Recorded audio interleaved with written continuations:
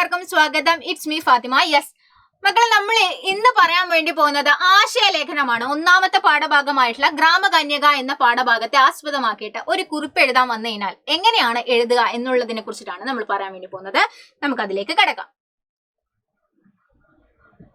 ഗ്രാമീണ ശോഭാം പ്രതിപാദ്യ പ്രകൃതി സംരക്ഷണസ്യ സന്ദേശം ഉദ്ബോധയതി ഗ്രാമകന്യക നാമ കവിത. എന്താണ്? ഗ്രാമീണ ശോഭയെ പ്രതിപാദിക്കുന്ന തരത്തില് പ്രകൃതി സംരക്ഷണത്തെ, അങ്ങനെ ഒരു സന്ദേശം, പ്രകൃതിയെ സംരക്ഷിക്കുക എന്നുള്ള സന്ദേശത്തെ ഉദ്ബോധിപ്പിക്കാൻ വേണ്ടിയിട്ട്, മനസ്സിലാക്കി തരാൻ, അല്ലെ, ഉദ്ബോധനം ചെയ്യാൻ വേണ്ടിയിട്ടുള്ള ഒരു പാഠമാണ് ഗ്രാമകന്യക എന്ന് പറയുന്നത്. ഓക്കെ, പ്രകൃതിയെ സംരക്ഷിക്കേണ്ടുന്ന ആവശ്യകത മനസ്സിലാക്കുന്ന ഒരു കവിതയാണ് നമുക്ക് നൽകിയിട്ടുള്ള ഗ്രാമകന്യക, അല്ലെ. പർവ്വതോപരി പൂർവസ്മിൻ ഭാഗെ സൂര്യ ഉദയതേ. പർവ്വതത്തിന്റെ മുകളിൽ, അല്ലെ, പൂർവസ്മിൻ മുകൾ ഭാഗത്ത് എവിടെയാണ്? സൂര്യ ഉദയതേ, സൂര്യൻ എന്ത് ചെയ്യുന്നു? ഉദിക്കുന്നു. തദാനീം പക്ഷികുലം കളകളാനാദേഹി മുഖരീകരോതി. എന്നിട്ട് എന്ത് ചെയ്യാണ്? ആ ഒരു ഭംഗി, ആ ഒരു ഭംഗിയെ, പ്രകൃതിയുടെ ഭംഗിയാണ് ഇവിടെ പറയുന്നത്, അല്ലെ. കളകളാരവം, കളകളാരവം എന്ന് പറഞ്ഞാൽ പക്ഷികളുടെ ആ ഒരു ശബ്ദത്തെയാണ് പറയുന്നത്. കളകളാനാദത്തെ മുഖരീകരോതി, എന്നിട്ട് മുഖരീകരോതി. അതിനുശേഷം പറയാണ് ഗ്രാമേ നദ്യാഹ നിർമ്മലം പ്രവഹതി. ഗ്രാമേ, ആ ഗ്രാമത്തില് നദികൾ എന്ത് ചെയ്യുന്ന? നിർമ്മലമായിട്ട്, വളരെ നിർമ്മലമായിട്ട് പ്രവഹിക്കുന്നുണ്ട് എന്നാണ് പറയുന്നത്. വളരെ നിർമ്മലമായി പ്രവഹിക്കുന്നു. പ്രവഹതി എന്ന് പറഞ്ഞാൽ ഒഴുകുന്നു, ഒഴുകുന്നു. രാത്രി രവി അതീവ ശോഭാവഹാവഹ ഭവതി, അല്ലെ. എന്താണ് അവിടെ? രാത്രിയില് അതീവ ശോഭാവഹ ഭവതി, വളരെ രാത്രിയാകുന്ന സമയത്ത് ഈ പുഴകളുടെയും അതുപോലെ ശബ്ദങ്ങളൊക്കെ തന്നെ പ്രകൃതിയിൽ ഇണങ്ങിച്ചേരുന്നത് കൊണ്ട് രാത്രിയാകുന്ന സമയത്ത് ശോഭാവഹ, ഈ നദികളൊക്കെ തിളങ്ങുന്നതായിട്ട് തോന്നും. നമ്മൾ കടൽ തീരത്തൊക്കെ പോകുന്ന സമയത്ത് നമുക്ക് എന്തായിട്ട് തോന്നും? നല്ല വെള്ളമൊക്കെ, കടലിലുണ്ടാകുന്ന സമുദ്രത്തിലെ ആ ജലം, അല്ലെ, അത് മുഴുവനും തിളങ്ങുന്നതായിട്ട് നമുക്ക് തോന്നും. അതാണ് ഇവിടെയും പറയുന്നത്. ശോഭാഭവതി, അല്ലെ, ശോഭയായിട്ട് തോന്നുന്നു. യഥാകാലം മേഘാഹ ശുദ്ധം ജലം വർഷന്തി. യഥാകാലം, യഥാകാലം എന്ന് പറഞ്ഞാൽ എല്ലായ്പ്പോഴും, അല്ലെ. യഥാകാലം മേഘാഹ, മേഘത്തിൽ നിന്ന് എന്താണ്? ശുദ്ധം ജലം വർഷന്തി, മേഘത്തിൽ നിന്ന് ശുദ്ധമായിട്ടുള്ള ജലം വർഷന്തി, പെയ്യുന്നു, അല്ലെ, വർഷന്തി. കർഷക ഗ്രാമസ്യ സമൃദ്ധിയും വർദ്ധയന്തി. കർഷകൻ എന്ത് ചെയ്യുന്നു? ഗ്രാമത്തിന്റെ സമൃദ്ധിയെ വർദ്ധിപ്പിക്കുന്നു. പരിപക്വ വിഹ്രിഷു സൂര്യകിരണ സ്പർശേന സുവർണ ശോഭ പ്രസരതി. എന്താണ്? സൂര്യകിരണത്തിന്റെ സ്പർശനം കൊണ്ട് സുവർണ ശോഭ പ്രസരിപ്പിക്കുന്നു എന്നാണ് ഇവിടെ പറയുന്നത്. അപ്പൊ കൃഷി ചെയ്യുന്ന ഭൂമിയില് സ്വർണ്ണ വസ്ത്രം ധരിച്ചുകൊണ്ട് സൂര്യൻ തുന്നുന്നു എന്നാണ് നമ്മൾ പാഠഭാഗത്തിൽ പറയുന്നത്.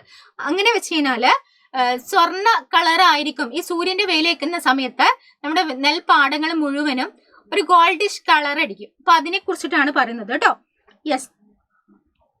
മാധവർത്തോ സുഗന്ധ ഭവനഹ വാദി. എന്താണ്?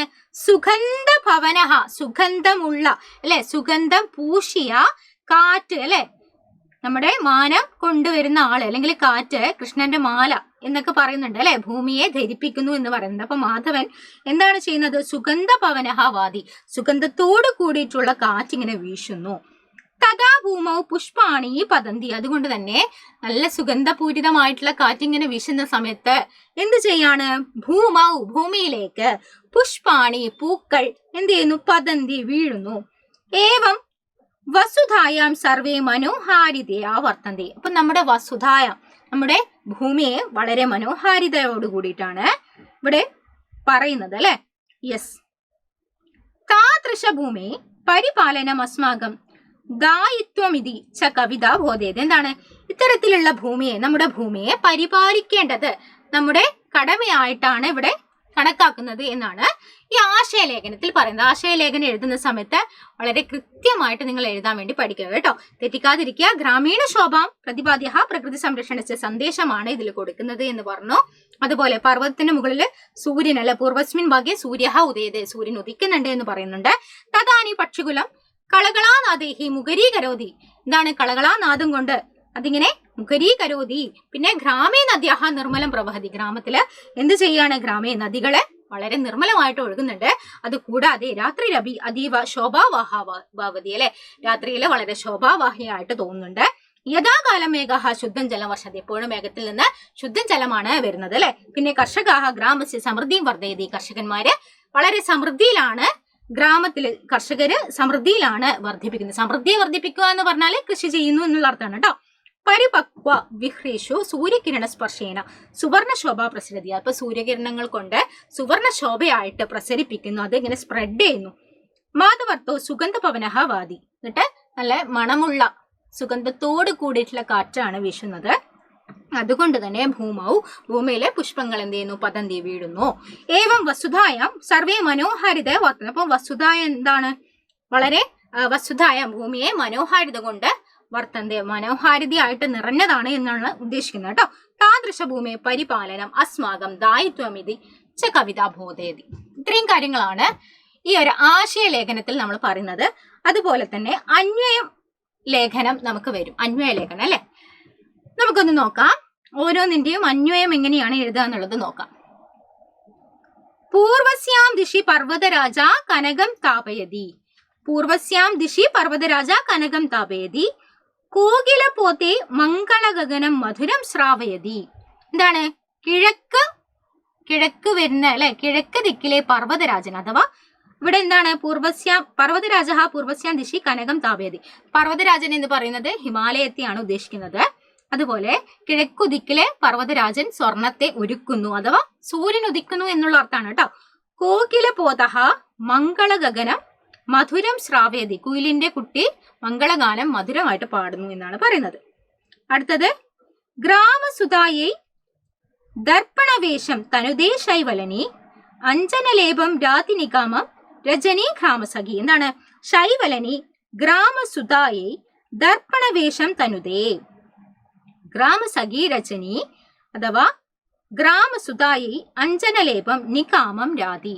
എന്താണ് അവിടെ പറയുന്നത്, ഗ്രാമ സുതായി എന്ന് പറഞ്ഞാല് ഗ്രാമ എന്താണ്, മകൾക്കായിട്ട് കണ്ണാടി പോലെയുള്ള വേഷം തുന്നുന്നു.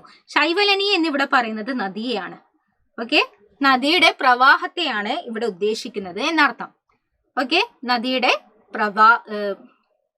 നദിയുടെ പ്രഭാവത്തെയാണ് ഉദ്ദേശിക്കുന്നത്. യെസ്. അടുത്തത് ശ്യാമപയോദേ മുക്ത കനീരൈ,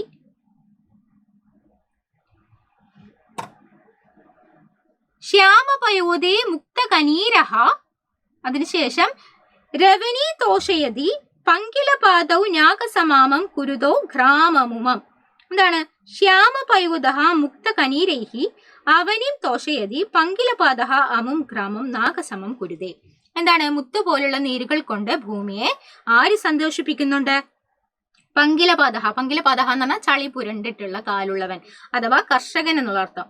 കർഷകൻ എന്ത് ചെയ്യുന്നുണ്ട്, നമ്മുടെ ഭൂമിയെ സന്തോഷിപ്പിക്കുന്നു എന്നാണ് പറയുന്നത്. ഈ ഗ്രാമത്തിലെ സ്വർഗമാക്കി തീർക്കുന്നു. നാഗം എന്ന് പറയുന്നത് സ്വർഗമാണ്. ഈ ഗ്രാമത്തെ സ്വർഗമാക്കി തീർക്കുന്ന കർഷകരും എവിടെയുണ്ട്, നമ്മുടെ ഈ ഗ്രാമത്തിലുണ്ട്. ഗ്രാമകന്യക എന്ന് പറയുന്ന ആ ഒരു പാഠത്തെ കുറിച്ചിട്ടാണ് പറയുന്നത് അല്ലെ. അടുത്തത് കർഷണ ഭൂമൗ കാഞ്ചന ചേലാം വയതേ ദീപപതി സൗരഭവാഹു മാധവമാല്യം ധരണീം ധാരയതി. അപ്പൊ കൃഷി ചെയ്യുന്ന ഭൂമിയിലെ സ്വർണ്ണ വസ്ത്രം സൂര്യൻ തുന്നുകയാണ് ചെയ്യുന്നത് അല്ലെ.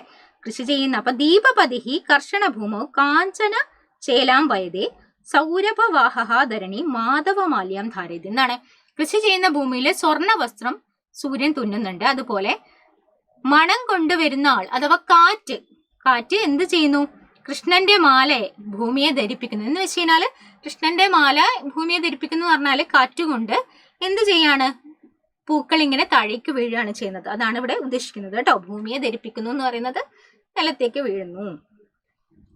അടുത്തത് സർവമശേഷം യജ്ഞസമേതം വസുധാം ഭൂഷയതി താദൃശ ഭൂമൗ പാലനകാര്യം കലയാമോ നിത്യം.